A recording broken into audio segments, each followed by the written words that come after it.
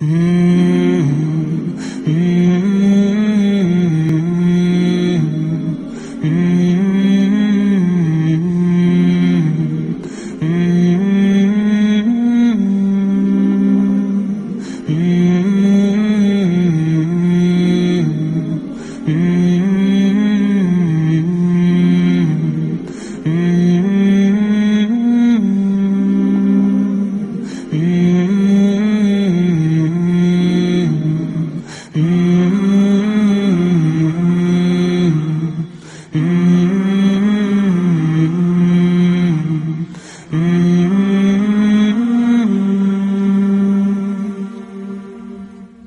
mountains of Mecca, what can you say of the day that Abraham passed your way?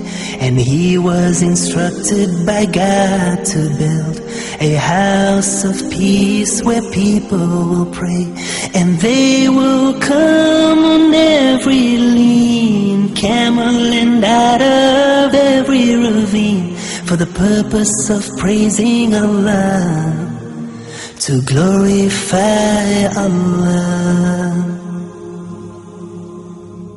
O mountains of Mecca, what can you tell of the day that stones from the sky fell, destroying an army determined to break the house of Allah that Abraham built? O mountains of Mecca, how was the dawn on the day that my Prophet Muhammad was born? How did it feel knowing he was to be the last and most beloved of all, Rasul of Allah, Nabi of Allah? O mountains of Mecca, you were there when the Prophet Muhammad climbed down in despair. Engraved in his heart were the words of his Lord to all of mankind. This was his call: La ilaha illallah, Muhammadur Rasulullah. O people, praise only Allah, glorify Allah.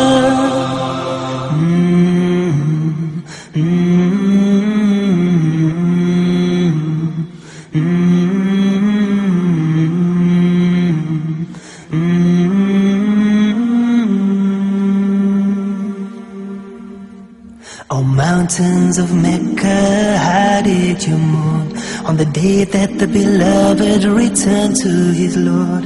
And up till the last breath escaped from his lips, he prayed that his ummah would find success.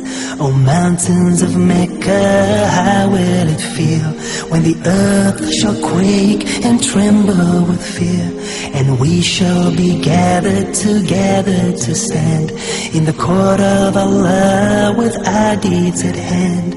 Oh, how we pray that on that day we'll be with those to whom Allah will say, peace be with you, I am pleased with you. O mountains of Mecca, bear witness that to the oneness of Allah do I testify. For all that He's given me, how can I deny? My purpose in life should be only to cry, La ilaha illallah, Muhammadur Rasulullah. There is no God but Allah, Muhammad is His messenger. La ilaha illallah, Muhammadur Rasulullah. There is no God but Allah, Muhammad is His messenger. Allahumma salli ala Muhammad Rasulillah. Allahumma salli ala Muhammad نبي الله اللهم صل على محمد رسول الله اللهم صل على محمد رسول الله.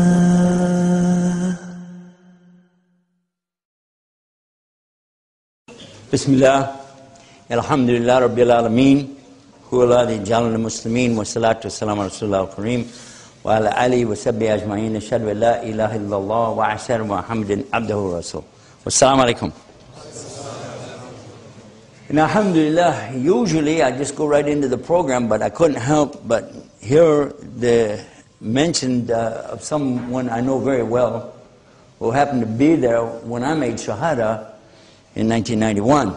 Sheikh Muhammad Jabali, who he just was talking about, actually lives in Medina now, but when he was doing his degree work in Texas, he was there in Arlington, Texas.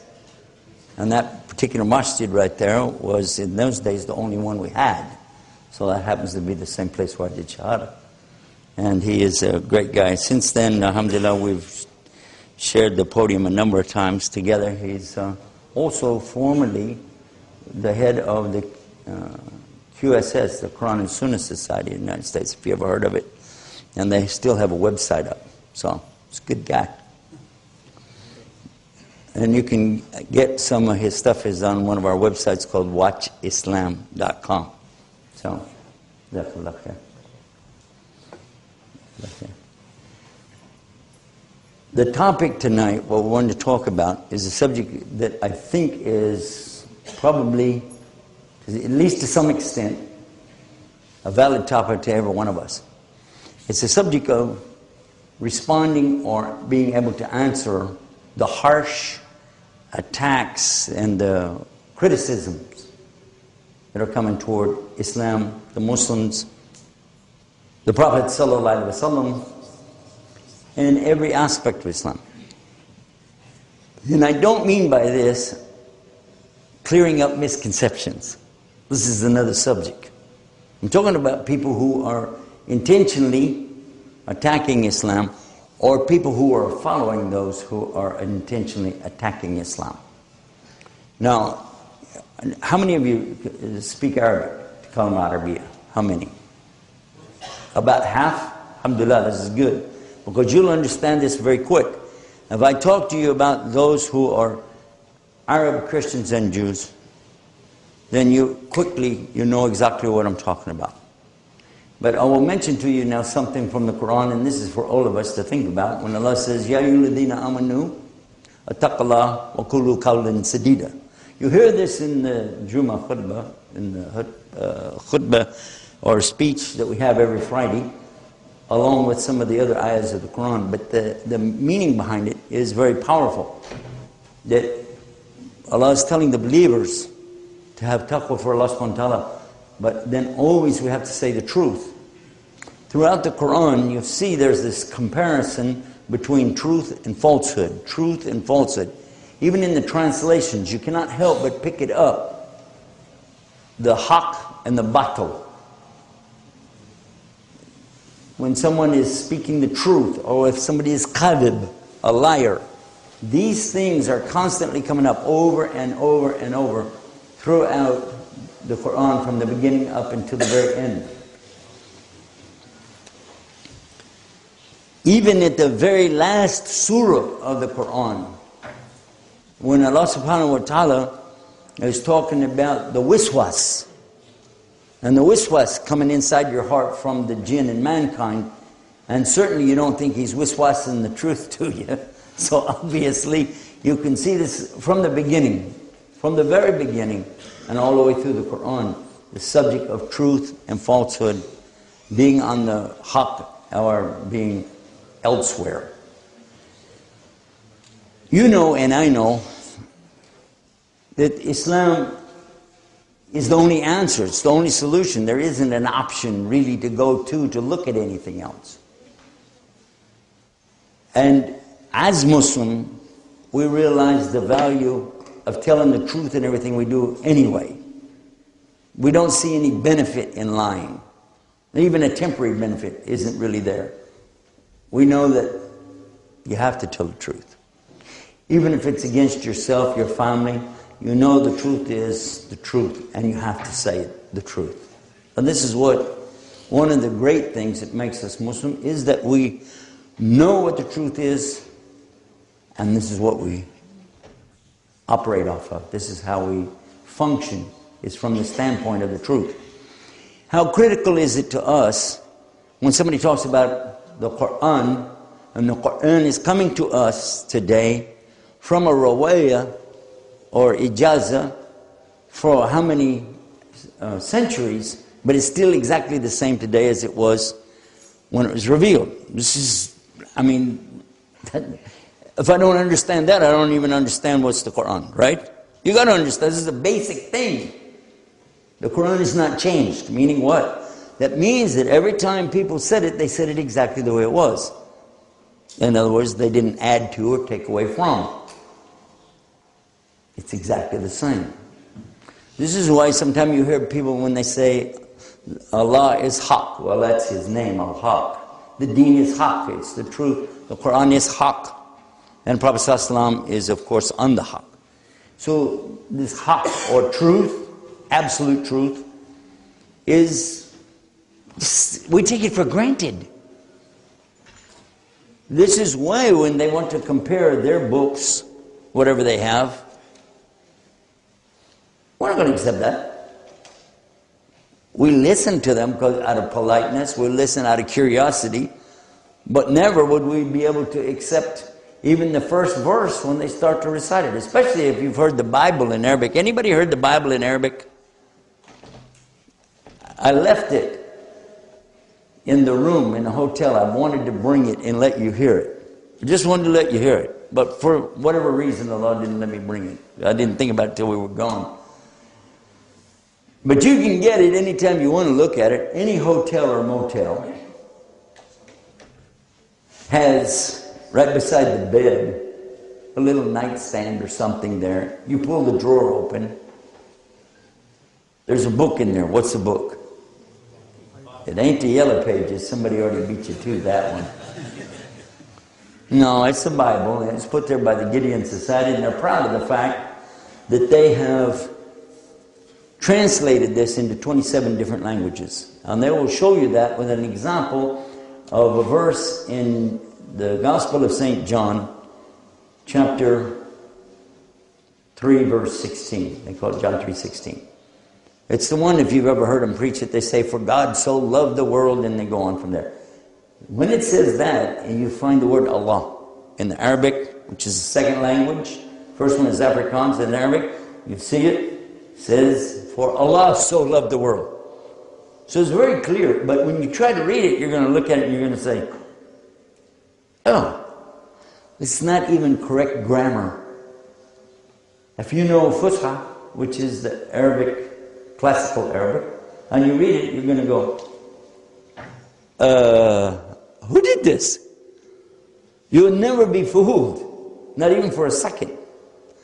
I was thinking, actually, when I was looking at it tonight, that when we have these opportunities, when we have so many of the Arab Christians who do come to the programs, and they want to do this attacking thing that I was talking about, and by the way, it happened in Sydney the last time I was here, really nasty. But I was thinking, wouldn't it be something to let them say, okay, you've got your guys with you, choose whoever you like, let him stand up, and then choose any verse you like. And if you don't have one memorized in your language, because they won't, here's the Bible that we pulled out of the hotel. Just read that verse for us in your best voice. Go ahead. Then, listen to this. Choose any one of our guys that memorized the Quran. Anybody, I don't care. Pick the one you like. And then you go pick the verse, any verse you like from the Quran. Okay, then you recite. We'll let our guy recite. And let all those who don't know listen and see which one they like. I have no doubt what will happen. Because I've seen people who didn't know anything about Islam, Quran, Arabic language, nothing. Yet, when they heard Quran, all of a sudden you see tears start coming down their face. And maybe they'll even say, what is that? One time I was giving a lecture for the elderly in San Antonio, Texas. They asked me to come and talk about what is the Islamic perspective on death and dying. So it was for old people. And in it I had recited some Quran. My voice is not all that great. And I don't claim to have a very good, qira'ah of Quran. But anyway, after it was over, this old man came up to me, and they were all thanking me for coming out, and they're very sweet. And he said, man, that's the best singing I ever heard. I said, singing? I was thinking, I didn't sing anything because, I used to be a Christian and I was a music minister, so obviously I'm thinking, did I sing something? But he was talking about the Quran. So how much we've got going for us, we take it for granted. Let's talk about hadith. Again, truth is critical to us. Do we accept hadith if somebody come in and say, hey, here's a hadith, blah, blah, blah, blah, blah. And you say, well, I never heard it before. And the guy says, I didn't either, but, I saw it on the back of an advertising on something and it looked like a good hadith. So where did it come from? Nobody knows. But still, it sounds nice, So let's use it. Incorporate it into a talk or a program. Nobody would do that. They wouldn't do it. Where did it come from? You don't know where it came from? What book did it come out of? Who cares? It sounds nice. Something really nice. You get those probably on the internet. You get email. Some brother or sister will send you something and you read it and you're going, this doesn't sound right. But they're telling you, if you pass this on to X amount of people, or somebody else got it and you passed it on and they got some money, and the other guy, he didn't pass it on, he dropped dead the next day or something like that, you're going, wait a minute. I'm definitely not going for this now. This is not Islam. It doesn't work like that. We're not going to be impressed if you come up with a hadith, especially if there's no Arabic for it. Say, what's the Arabic for it? Nobody knows? And you don't know where it came from? I'm sorry. I don't think it's a hadith. I think you pulled it off the internet. I think you got some little warm fuzzy that somebody sent to you and you just put a Bismillah across the top and a Salam Alaikum across the bottom and sent it out to everybody on your list. I think that's what you did. Yeah? You know what I'm talking about. You've seen them, right? So, but if somebody shows you where the hadith is, in Sahih al-Bukhari or in Sahih Muslim, and you can look at it and you said, there it is, right there.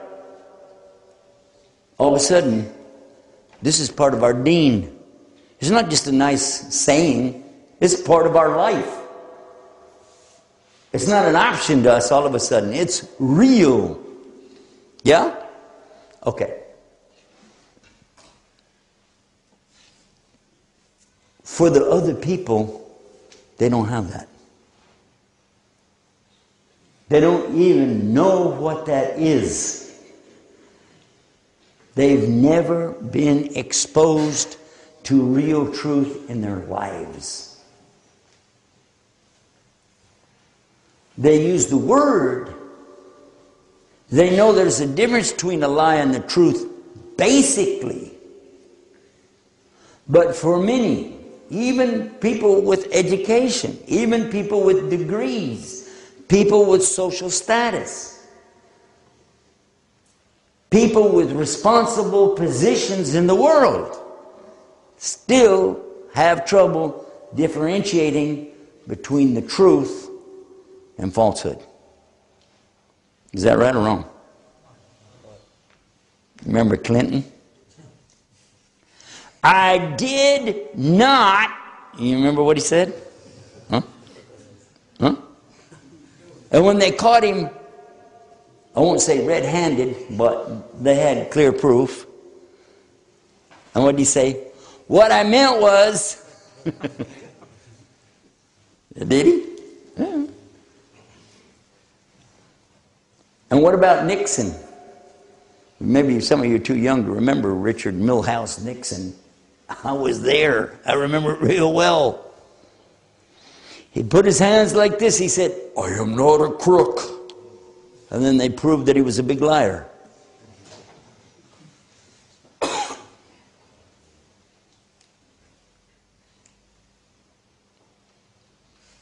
What about the one we got now?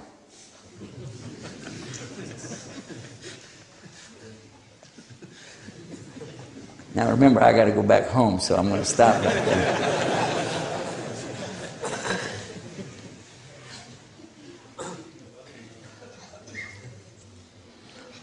For a Muslim, the truth is not just being accurate in what you say.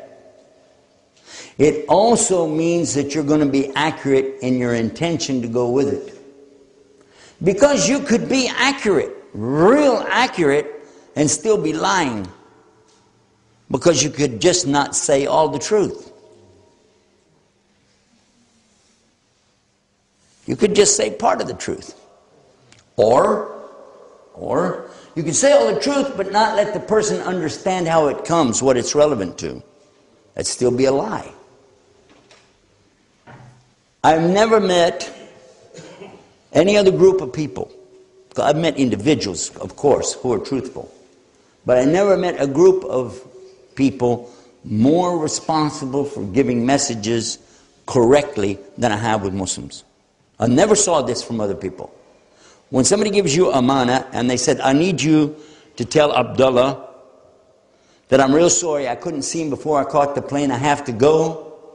So when you see him, tell him I said. Now your brain is already clicking in. Abdullah, the Shaykh is leaving. He's given me an amana and I got to remember what he said. So when you go to him, you're going to say, Shaykh had a message, it's amana, I have to give it to you. Now, even if I said stuff that you don't particularly agree with, you will tell him exactly what I said because that was the amana given to you. True or false?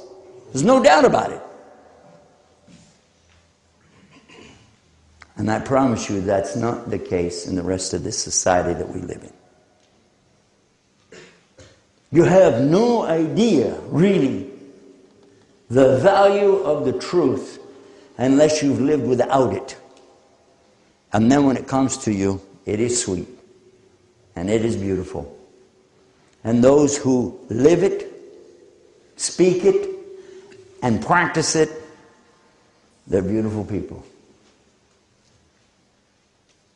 I want to mention something to you that I've heard quite a lot of in the last 17 years. And I take exception to it and I don't agree with it. Because I don't believe it's the truth, although I've heard a lot of Muslims say it. The statement says, if you want to know Islam, you have to look to the Quran and the Sunnah, don't look at the Muslims. Because if you look at the Muslims, you don't want to know. Even the statement that someone said, if I would met Muslims first, I wouldn't even become a Muslim. Have you heard statements like this? Some of you may have fallen into this trap. This is not true. It only has some tiny truth in it, but it is not true. From a person who was not Muslim, didn't even know any Muslims, till I was in my late 40s. I immediately could see the difference between Muslims and non-Muslims on that one topic alone, the truth, and how valuable it is. So I say, if you want to know what's Islam, look to the good Muslims. Because if you said you can't find Islam, and like this is some sheikh even said it like this, that he went to Europe and when he came back, he made this statement that he found Islam without Muslims, and then when he gets back home, he finds Muslims without Islam. A very famous statement. I'm not going to say who said it. Doesn't matter. The point is that is not a good statement. That does more damage than it does good. In the Jummah khutbah, the Imam is supposed to admonish the community, and there's no doubt about it. But he still has a responsibility not to go too far. And that's going too far. Because when you do that, here's what the next thing will happen. And it has happened. We find ourselves criticizing the Muslims for their shortcomings and praising the non-Muslims, and they don't even have the aqidah to know La ilaha illallah. Have you heard this happen? Yeah. They'll be saying, oh, man, you know, this guy so-and-so, he's not a Muslim, but man, you know, he was very good with the business dealing we had with him, and he was and he was on time. Wow. And then immediately on, the Muslims, they don't pray and they don't fast and so on and so on and so on. And without realizing it, without thinking about it, you're absolutely doing the worst thing you can do to your own iman. You are basically throwing your belief in the toilet. You got me? This is not good. What is the order in Islam on how to look at your brother? If he makes even a mistake, do you immediately criticize or give excuse? Give him excuse? But only once? Twice? 3? 7 times 70. 7 times 70. What do you give him? 1. Example. We see our brother. Here comes Tariq. He's coming along. Hey, man, there's Tariq over there. Oh, my God. Man, look. He's got a can of beer in his hand. Ooh. Astaghfirullah. What's that? Is that a cigarette he's got too? I don't know. It looks like he's got cigarettes and beer and everything. And look where he's going, man. He went in that place over there with all the women and stuff. Oh, wow. Astaghfirullah, man. And he's always out there in Pajer acting like he's some guy. Oh, man. Next time I see somebody, anybody, hey, you know Tariq? Tariq who? You know Tariq. Abu Abdullah. Oh, yeah. Man, I don't want to say anything about anybody, but you have never seen him with any beer cans, have you? Or smoking or going over that place over on such Main Street over there and with the, huh? You saw him over there? I mean, I don't want to say anything, but you know. I mean, I got to tell the truth. When Sheikh was here from America, he told us we got to tell the truth. I got to tell you, man, astaghfirullah. We didn't give him one excuse. What would happen? What would happen on the Day of Judgment if we found that what we said about him got spread around and other people spread it around and it got back and it damaged his reputation, damaged him, and all he would say is, Allah knows best. Allah knows best. But then it comes on us. And come to find out what he was doing, there's a hadith of Rasul sallallahu alaihi wasallam, whoever clears the way for the believers is getting an act of charity for each little thing he gets rid of. So when he reaches down and picks up that empty beer can, half-empty beer can, and a cigarette that was laying there, looks for the closest place to throw it, and there's a door over there, you stick it in there, throw it in the trash, and he went on his business. And you did what? Ooh, big problem. You didn't even give him one excuse. So I want to come back now to our topic because it's very critical for us today. In spite of what other people are doing to us and attacking and saying the things that they're saying, we cannot do what they do. Now, this has been going on since before I got to Islam. Some of the Christians were down in South Africa really going after their business. That's what they do. This one group, the Jehovah's Witnesses. There's another group called the Mormons, but Jehovah's Witnesses were down there really pumping it up and blowing it out, talking with all their spiel that they've got. So some of the Muslims were taking exception to that. One of them ran across a series of some books that were 150 years old from one of the scholars in India who had developed this whole thing to respond back to those who were converting Muslims to Christianity.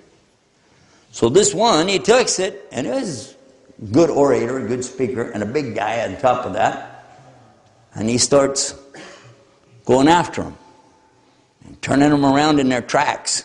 They couldn't wait to run away from this guy. But then it turns into debates, and then it becomes like a public thing, and then it becomes like, okay, half the room will be filled up with Christians, the other half will be filled up with Muslims. Huh? The Christians came. Sometimes more Christians than the Muslims. And this was the case down in Louisiana. And they brought the man all the way from South Africa to Louisiana. And they had a debate. It became very famous. They made videotapes, spread it all over the world. And you know which one I'm talking about, don't you? There's no doubt in your mind what I'm talking about. How many of you ever been to Lafayette, Louisiana? Huh? Never. I have. I've been in those little villages, those little towns there, and I've talked to the people, the Muslims and the non-Muslims. Only question I had was, what was your relationship before and after the debate?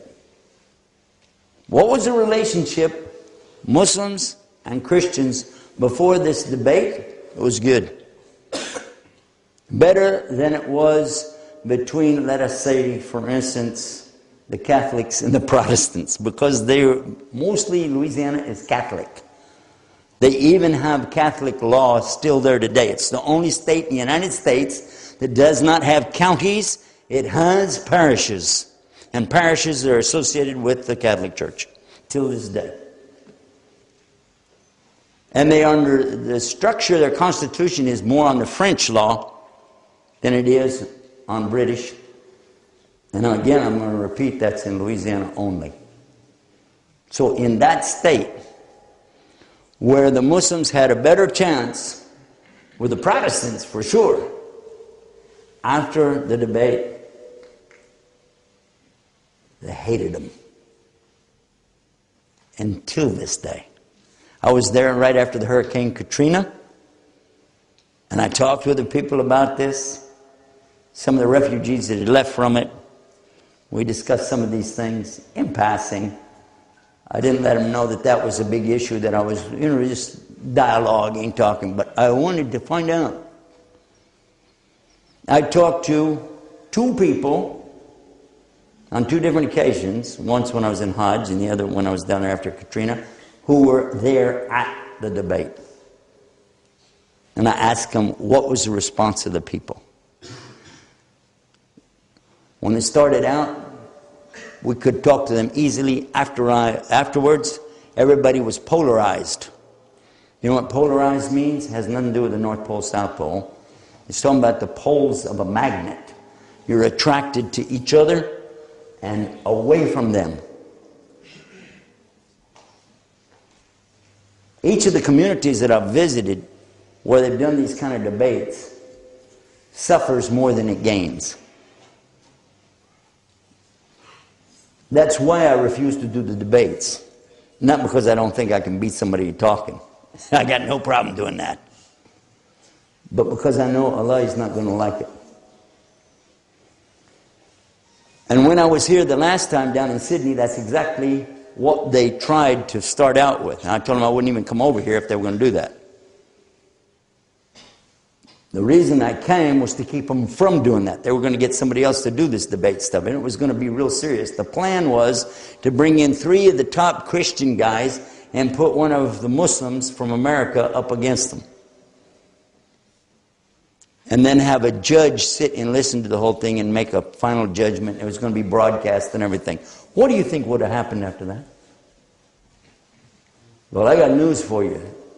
It would have been a huge collision, because only a month later, 2 months, wasn't it? 7/7. Remember that? Remember what happened in England? That was just 2 months later. Do you have any idea how bad the Muslims would have looked in all of Australia? You'd probably all be living in a refugee camp right now. Do you think I'm joking, huh? Alhamdulillah, we were able to avert that. What I told them was, we will come and we will just talk about the nice things of Islam. They said, we got this one guy though, now we've already started. He wants to do it. I said, only if it's a dialogue. He finally agreed to a dialogue. Dialogue means, die means two, by the way. Log, speak. Dialogue. So, okay. And the deal is, we'll each talk about the good things that we have that will contribute to the community and the future of our children. Let's build it on that and go for it. And that was the premise from all the way back in November, December, like that, all the way up till I came here in May or June of, the end of May or whatever it was that year. And subhanAllah, everything went so smooth the whole time I was here, because we kept focused on that one thing. Talk about the good of what we both have. And some of you heard of Fred Niles. He was one of those that I went and spoke to, and he turned around 180 degrees. And he was looking actually positive toward Muslims and toward Islam. He even, while we did Salah, he stood behind us and he was praying like this and crying. And I went to him afterwards and he was very positive toward Islam. Didn't last. As you well know what happened right after that. But we tried, and then what happened? On that last event, on the last day, the one representing the Christians came and broke his word on every point. Said he wasn't going to do it, he did it. Said he would do this or that, he didn't do it. Each thing that he said, he did the opposite of. And the Muslims had worked closely with him. Ask them, go to Sydney and ask them. Well, they did. They had a barbecue for the youth, and they brought them over and fed them. They played soccer with them. They even brought a well-known soccer player and let them meet him, get autographs, that kind of thing. Nice. But when he got up on the stage, he had a Quran and a Bible in his hand. Already I know it's a problem. You know why? You see me with anything up here? Well, I need that for. If I need to open a book and read out of it, I don't need to be giving a speech about it, do I? Do I? No, you don't need to be looking up something if you're going to give a talk. You either know it or you don't. Why he's got both books? Because he's going to use it as props to show people. You know what the Bible says. This is what Christians do. You know what the Quran said. Like one of those deals. We had exactly 30 minutes each. He said he needed more time. I said, let him have some of my time. It's all right. Give him 5 minutes of mine. I'll talk 25. Let him talk 35. I don't care. It'll be all right. But one thing I asked the moderator to do, when you get up there, read this. It says, it's not a debate. We're not here to attack each other's religion.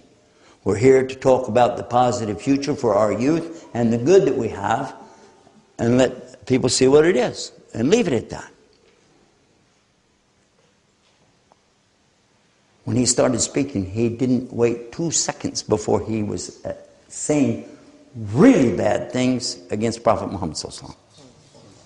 And then, misquoting the Quran, talking about hadith I didn't ever hear of before. I'm sure that they're hadith because I could see where he got them from.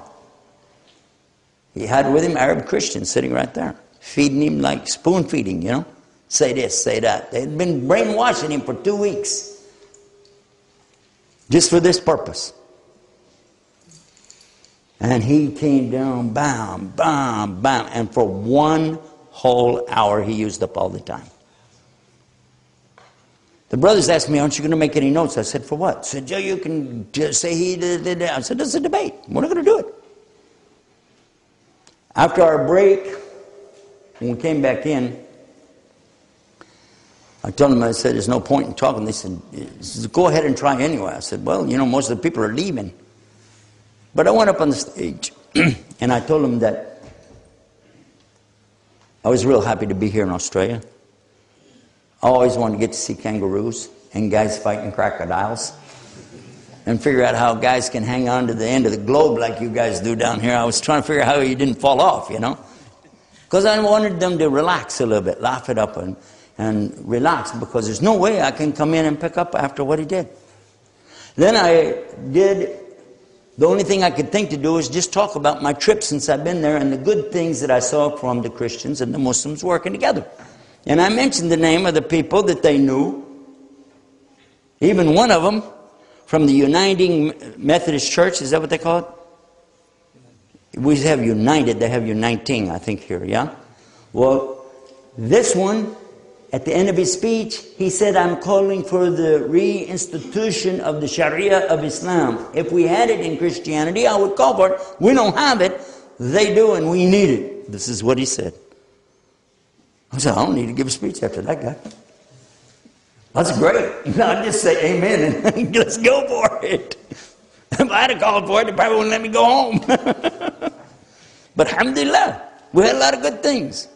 Then I just pointed to him and I said, the only disappointment I've had is sitting in that chair right there. Because before we came out here, and what we talked about the last 6 months, was what you heard the moderator say. This was not to be a debate. This was not to cut each other down. This was not to put anybody down. All it was to show the good that we had from both sides so that our youth can find things that they can work together on to build the future here in Australia. That was our topic, if you remember. In the meantime, I checked him out because I never took my finger off of his face. I just kept pointing to him. When I turned and looked at him, man, he was red-faced and looking down. So I said, so I'm not going to respond to his misconceptions, misunderstandings, misquotes from his book, misquotes from our book. Instead, I'm just going to tell you the 3 words I came out here to tell you about, and then I'm going to go. In case you didn't figure it out, I just responded to everything he said in 1 sentence. So I gave him the meaning of the word Islam, the word of Muslim, the word Allah. I have 4 words because I talked about the Quran. What does it actually mean? That was it. And I felt like, well, you know, I did my job. I'll go.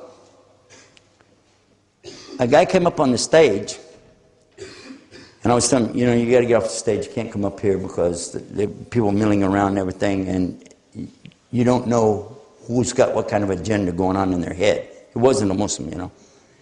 And he said, but I want to make Shahada. I said, what? He said, get up on this stage. And he did his Shahada. A young man, I think he was in the Australian Navy or something, was behind us on the bleacher area over there. And he said, I want to as well.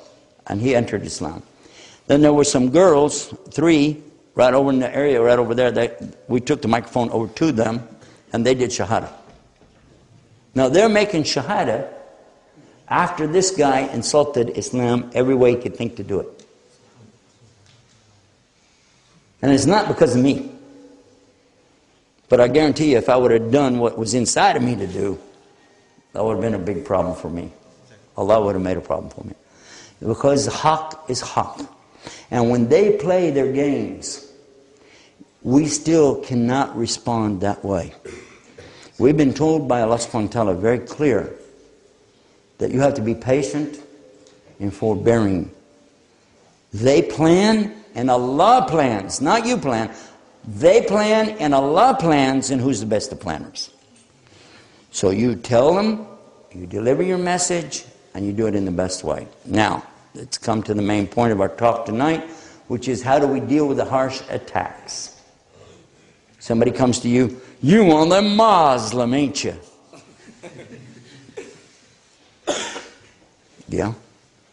So you believe in Allah, don't you? Yep. How come you guys is terrorists? What are you going to say? How come you guys have to beat your wives?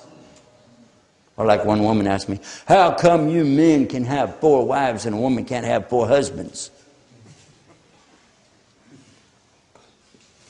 Why do you have to oppress women? How come you have to kill all the Jews and Christians? Why is your religion so violent? So what do you say? Has anybody ever sat with you and showed you the right way to respond to this? Because we have the best example on earth of how to reply to those types of harsh attacks. And who am I talking about? Sallallahu Alaihi Wasallam. No doubt about it. Did he have a problem? Every single day they give him a problem. The Qurayshi tribe, his own relatives, man, coming at him. And by the way, they weren't just coming up and saying things to hurt his feelings. They were hurting the Muslims physically. True or false? How many of you know about the occasion when he and Abu Bakr were both right by the Kaaba? And the Quraysh nearly beat them to death. They had to haul him home, drag him home. And Abu Bakr nearly died. But when he came to, all he could worry about was the Prophet ﷺ. And he wasn't going to relax until he knew Rasulullah ﷺ was okay. You remember the story? They nearly beat him to death. Okay, so what happened? So the Prophet ﷺ said, okay, everybody tonight, get your weapons and sneak up on them, and we're going to go in and blow them up. And nope. That was still in the early years. That was in Mecca. They had no commandment. And the Prophet ﷺ didn't make up the religion. It has to come from Allah. And without a commandment to do it, they can't do it. All they can do is self-defense, which, of course, anybody can do that. When the orders for battle came, they were very clear. And even today in the Geneva Convention, they cannot match, they can't touch the laws and rules for battle that Islam has. Can't even get close. It's too beautiful. First, you have to have the circumstance that Allah is describing in the Quran. It can't be that you're going out here fighting for money. There's no such thing as being mercenaries in Islam. You can't fight for money. They can. Right now in the United States, we have a huge number of people being trained in private camps, private businesses, training people to be mercenaries, and then renting them out to the United States to the tune of over $100,000 a month each. Have you heard about it? You're looking at me like you got no clue what I'm talking about. It's called Blackwater. That's one of them. One of 6 of the major ones. And the guy that runs it's a personal friend of Mr. B's. Yeah, take care of your buddies. Those are mercenaries. We can't do that. Kill for money, you can't do it. Property, same thing. No. And again, I'm not talking about self-defense. Everybody always has the right to self-defense. That's common sense. But when it comes to organizing and going in battle, there's a name for it in Arabic. Do you know what it is? What is it? You guys are freezing up on me, man. What, are you afraid of the secret cameras in here or something? Somebody said, Sheikh, is it the J word? No, it's not the J word. The word actually has reference to killing. It's called qital, from kittel. And this is the word Allah is using in the Quran. But it means to engage in a type of fight that can wind up in death. In English, it has the word mortal combat. And this is what's mentioned in Quran. But there's so many things that have to be in place, and it has to be followed a certain way. That's why the Prophet ﷺ never allowed anybody to do this until they had it from Allah and how to do it. And when to do it. And most important of all, when not to do it. They use the term in the translators, they use this in verse 190 of Surah Baqarah, they use the term in English, fight. But more appropriately, it should be combat. Because fighting, you imagine somebody standing there going, Qitl. No, it's more like, you know, this is a lot closer. Fight them when they fight you, but stop if they stop. Otherwise, you're the aggressor, and verily Allah doesn't love the aggressors. Verse 191 next says, وَاقْتُلُوهُمْ. Now this is the imperative, like Quran. Quran is the word, it's a noun. Qari, one who recites. Iqra, you recite. That's the imperative of the word. So, waqtuluhum, aqtuluhum, because wa just means and, says, kill them, but it's in combat. So it's the same word again. Kill in combat or mortal combat. Wherever you find them, turn them out from where they turned you out. Now, what did that mean? That was specific, wasn't it? They never read the rest of that verse, by the way, because right away the people would be going, who got turned out? What was that all about? So they just stopped short. And that's another kind of lying, is to take part of a verse and just show that. And in actuality, it was talking specifically about when they go for Hajj. If you go back to verse 189, you can see that there are three things that are being asked to Rasul sallallahu alaihi wasallam. Yes, Solunica, they're asking you, that's how the verse starts out, about such things as the moons, and this is to know when to do Hajj, and entering your house by the wrong doors, and that's superstition, don't do that. And then the subject of, when are we ever going to get to fight? I mean, 13 years, and we've just been hassled to death. All we want to do is go do Hajj.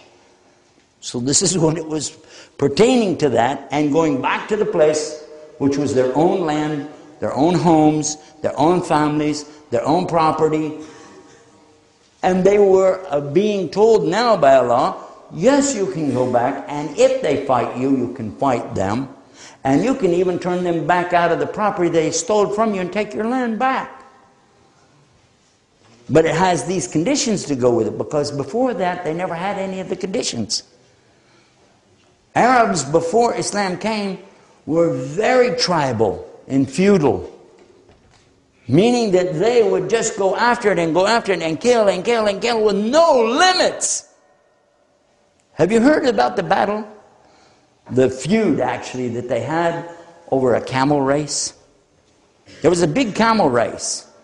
And the winner of the race, a certain camel, another boy is jealous, so he picks up a rock and throws it and kills the camel. So they killed the boy. So those people killed their boy, and then they started killing each other, and you know how long it went? 40 years. To the extent that people couldn't remember what the battle was about anymore. Why are we killing these people? Over a stupid camel race. Now, aren't you glad we don't have camel races anymore? Of course, we do have football. Oops. It gets pretty rough too, doesn't it? But you can see, if you put it in context, this is nothing like what the people are trying to claim Islam is saying. There's nothing like that. Especially because it has the warning marks in there. Stop if they stop. And it repeats that again, even after this thing about turning them out and everything. But still, if they stop, it's up to Allah it's back to Allah again. Notice how many times when you're dealing with your enemies, even if it's in your house, you've got a problem with your wife, but once they stop, back off and don't keep jamming it in their face. That's in Surah An-Nisa. It doesn't say it like that in Arabic, but I'm trying to give you the essence of what it's telling you about. For sure, the more you study Islam in Arabic, and the more you understand how these things all fit together, there's no way you'd ever let anybody convince you that there's a single thing wrong with Islam. There's a lot wrong with some Muslims, no doubt. And I'll put myself in that category. But there's nothing wrong with Islam. Islam is perfect. Because Islam describes a relationship between us and our Lord. Islam is based on those words. You've heard me say it. If you know any of our programs, I say it in every program. Islam is surrender, submission, obedience, sincerity, and peace. And when those 5 things are together, and you're having this relationship with your Lord, that's the best relationship there is. He's the boss and you're not. And as long as we adhere to this relationship with our Lord, doing what He wants us to do on His terms, we're going to be okay. But now, how do I respond when these guys come up to me? And I'm going to leave you with this and let you think about it. It doesn't matter how they attack you. It doesn't matter what they say or how they do it. Train yourself. You can go in front of the mirror so you can do this. So that you can be like the companions of Rasulullah and how they had to respond in those early years, especially before the verses came. Because by the way, you cannot get together and get a little group and go out here and do stuff like that today. That's not Islam. It has to be under authority. We don't have authority. You cannot do that. Okay? You are being tested. And this is your test. Just as it was for many of the Sahabi. Somebody come to you and insult you. Say something bad. Like some of the things I mentioned. Or to throw another one out. How come you guys worship a black box in the desert and kiss the ground 5 times a day?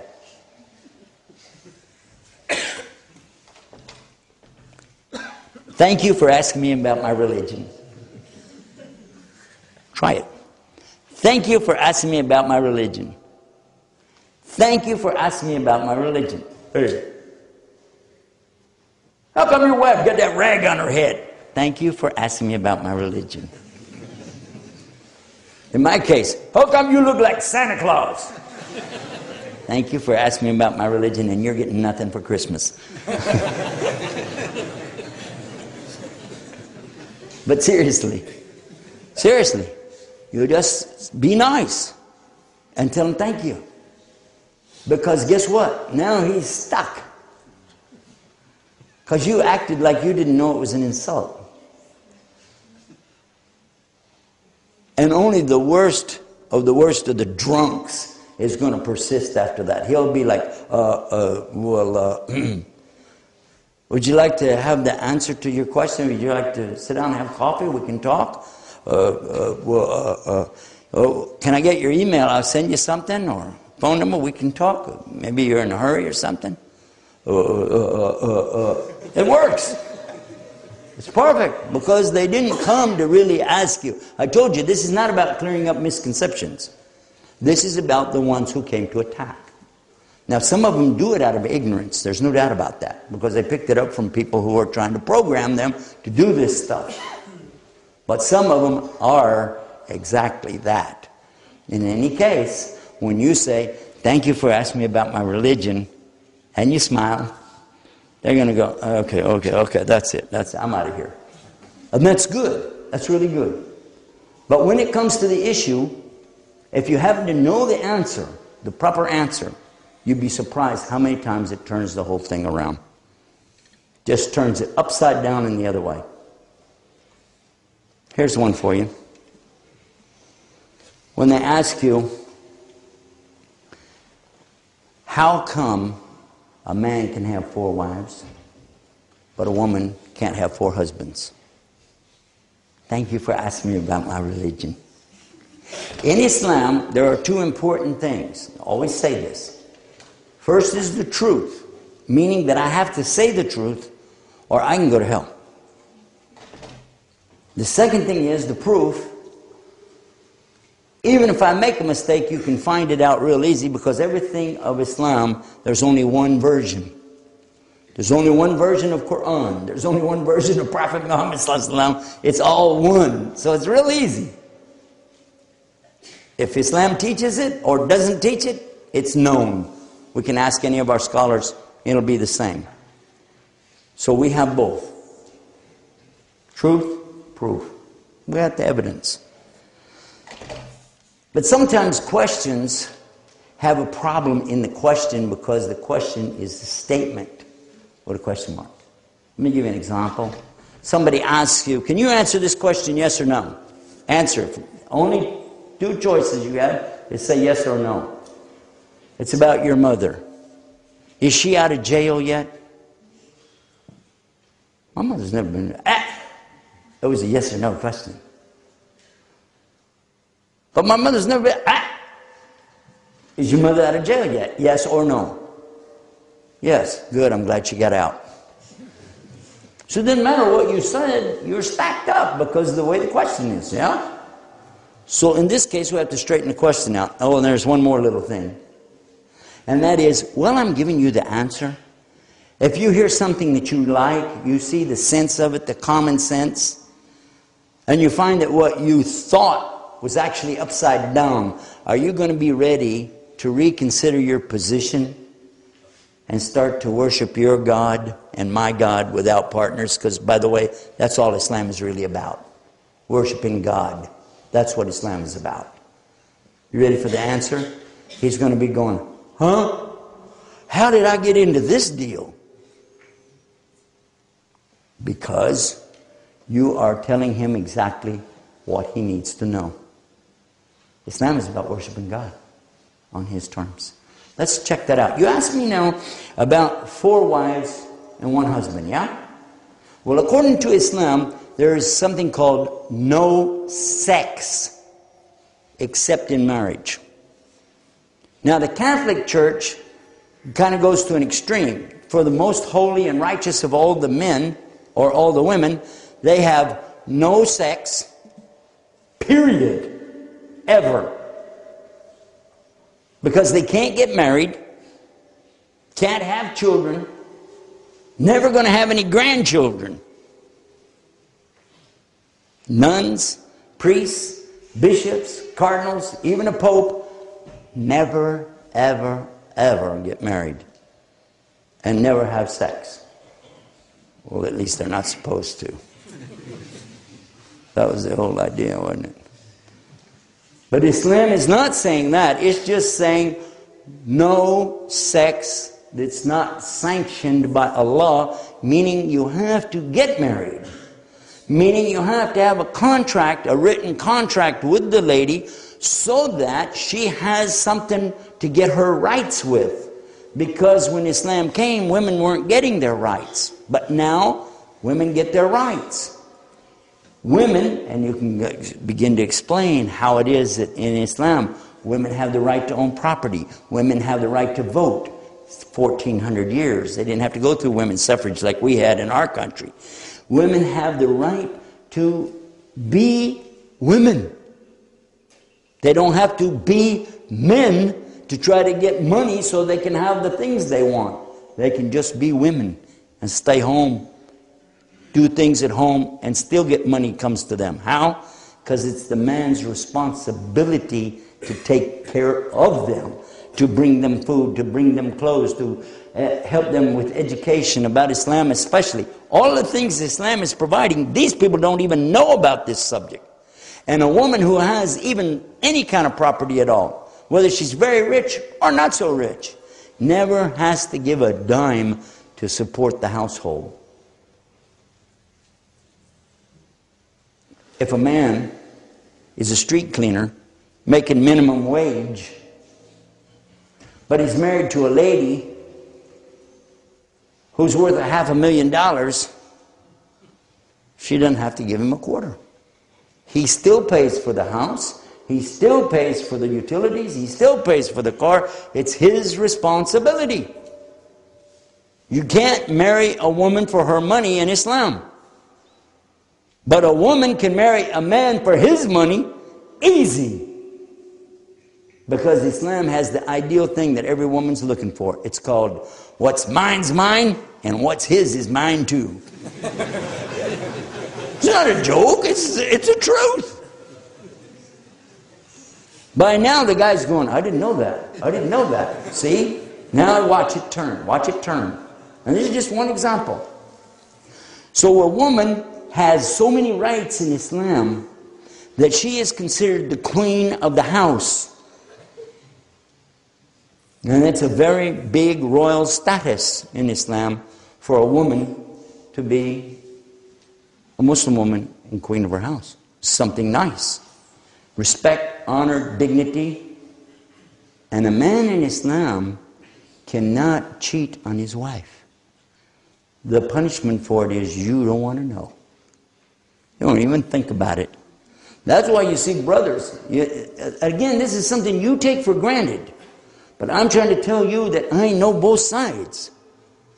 And if you see it, the difference between the young brothers for the Muslims and these other youngsters out here in college, jobs and so on, or without jobs, and a girl goes by, Muslim sees a girl go by, and the other boy sees a girl go by, and both of them do this. Okay? The Muslim's not supposed to, but he's going like this, and the boy is going like this. Both of them did the same thing.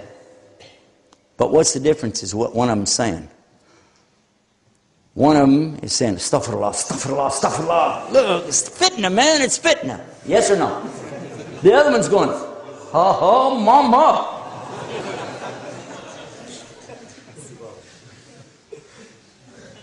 Yes or no? Even here in Australia, the brothers still have Islam. They still know this is wrong. This is not the right way to be. We don't like it. I want to get married. That's the answer, isn't it? That's not what those other guys are saying. They're looking for instant solution to their problem. And Muslims don't do that. Muslims are looking to get married. And Prophet ﷺ told us, get the children married as soon as they're old enough. Don't wait till they're 21, because then they're fully grown. That's not Islam. It's not what the Prophet ﷺ taught us. Is it? Okay, you got to be honest. That's what this lecture is about, by the way. Along with that, getting married, when you get married, there's a whole lot about giving rights to the lady. Is that right? She has a wakil or a wali who is responsible for her. And he's taking care to be sure she gets a fair deal. And whatever's... Oh, and here's another thing. Dowry for Christians has always been girls pay the boys. How many of you knew that? The dowry goes the other way. And for 2,000 years, now just in the last couple decades, the women are going, hey, why should I have to give any money? But it's always been, in Islam, the men have to take care of the women. Right? Always. So when you get married, you give her. And she gets to tell you what it's going to be. Or you can make an offer, and if she doesn't like it, she'll say, no, we need more than that. That's not right. If he could say, well, you know, the Prophet ﷺ mentioned to one of the Sahabi just to teach her one ayah from the Quran. He said, yeah, because he didn't have anything else, okay? Go back out there in your BMW and dig around a little bit, you know, because that ain't going to work. She has the right. Because that's what Islam is about rights. About now, the person you're talking about, he's going, whoa, he wishes he didn't get into this. You're telling him things he never heard of before. But check this out. In Islam, the man is the one who is having the heavy burden when it comes to support. The woman doesn't support anything. And it's set up in Islam that the women have extra protection so that they don't wind up out in the streets with nothing. They don't wind up as old bag ladies. They don't wind up as prostitutes. They don't wind up with a child with no father. Islam is providing for them in the best way. Even if you're in a society with 20 women out here, and only 6 or 7 men, no problem. It's not a problem. Because each of those men can take on the responsibility of up to 4. Yeah? Now if you got 7 men, 20 women, still got 1 opening. Yeah? No more than that. It was 4. So it's not a problem. Not only that though, and this is usually where I cap it with them. I ask them, have you ever considered if you have 100 women on this side and 100 men on that side? As soon as you marry this man to this woman, here we got a match, how many are left? 99 on both sides. So let's start getting them married till we get down to the very end, and we find all of a sudden there's 5 men left and 5 women left. Now what's the choice? Man can only choose from the 5. Right? Right?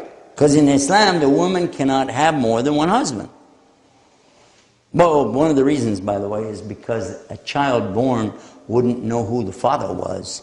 And when it comes time for inheritance, how would you know how to distribute it? That's one of the rights of the child. But to come back to this, the man over here can only choose from the unmarried women, true?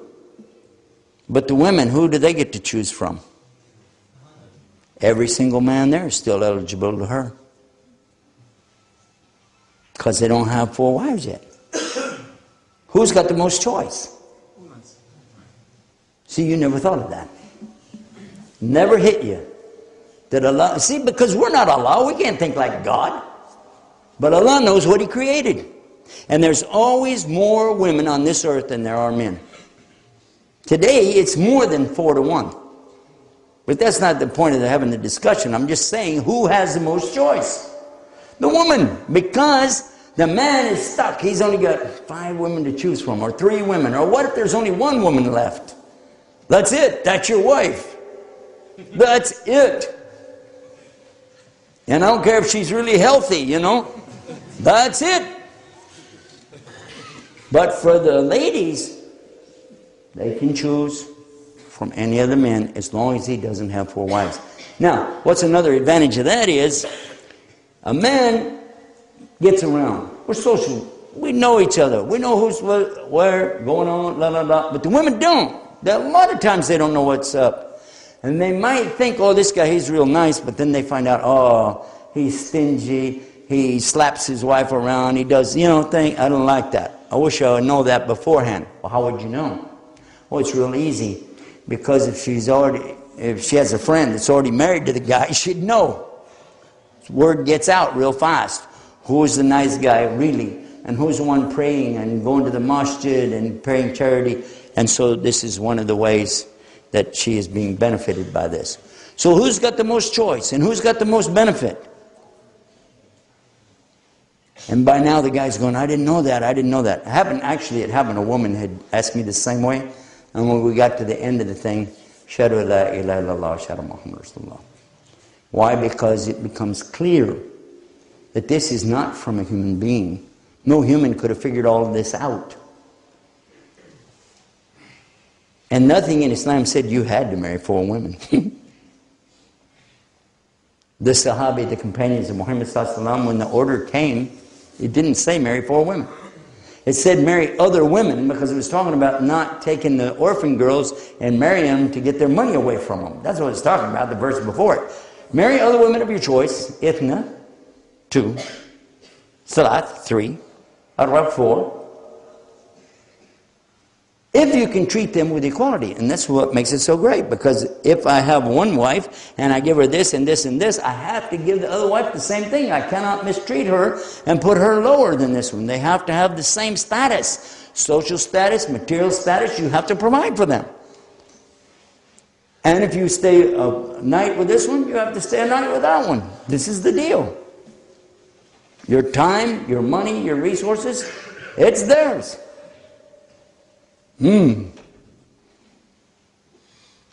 So the companions of Muhammad, they weren't like out on the street going, hey, we can get wives. No, come on. They already had wives. It was not forbidden for them to have multiple wives. What they did, they had to divorce wives. Yes or no? It was like, oh, not eh. So that you understand what I'm trying to get across. There are a lot of things that we take for granted today because we're trying to put our mindset of the mentality of the people around us, of the society that we live in, and we're not realizing how it came. We're not realizing the ramifications of the laws of Allah subhanahu wa ta'ala and the hukum. It's very important to understand the rulings and the wisdom with it. Because then when you do, and somebody asks you a stupid question like that, you can say, thank you for asking me about my religion.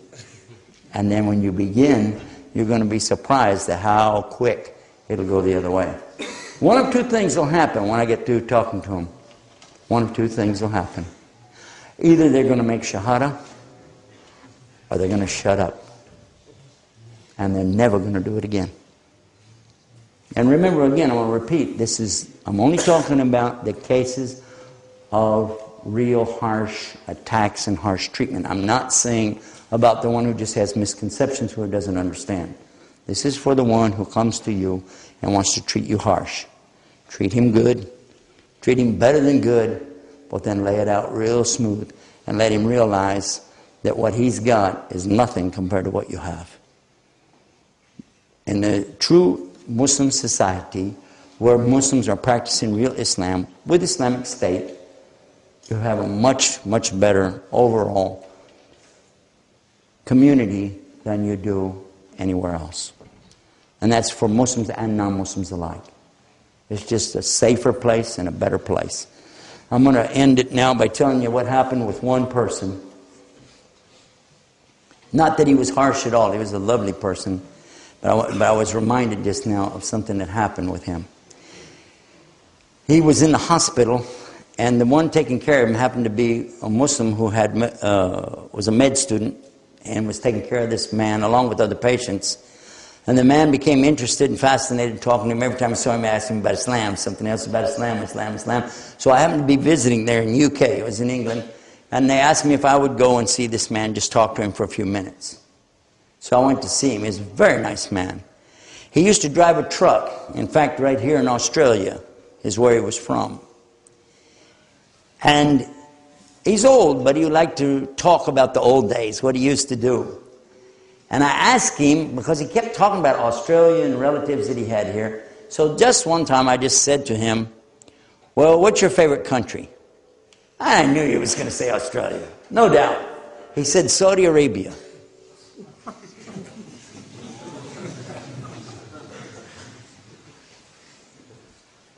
I said, huh? You've been in Saudi Arabia? He said, oh yeah, I used to drive a truck from here to there to Europe, from this and that. So he had literally driven everywhere. But he said, of all the places I ever went, I never felt more safe, secure, or at ease than in Saudi Arabia. I still didn't get it. I know how I feel when I go to Medina, but I know he didn't go to Medina because they don't going to let him in. Not there. So what is he talking about? He said, you know, I used to park my rig. That's what he calls his truck and trailer, you know. He said, I used to park my rig. I could leave the keys in it and go over and have a cup of coffee, talk to people, and I could come back. I knew it was going to be just like it was. Nobody's going to touch it. He said, they're Muslims. They won't do it. He said, Muslims there who are conscious of their way, best people. That's what he said. It wasn't the heat that he liked. Don't get me wrong. He was talking about the people. Because that was our subject, talking about people. I said, what do you like best? He said, Saudi Arabia. So I said to him, you know, I'm going to teach you something. And it was what I heard when I came in here. You were given Shahada. It was beautiful. Because I told him, this is the Shahada. You say this like this, you know, Ashhadu an la ilaha illallah, Ashhadu Muhammad Rasulullah. What it means, I bear witness there's none to worship except Allah. I bear witness Muhammad's his messenger. He smiled at me and he said, that's all it takes? I said, that'll get you started. He said, I say it every morning when I wake up and I say it every night before I go to bed.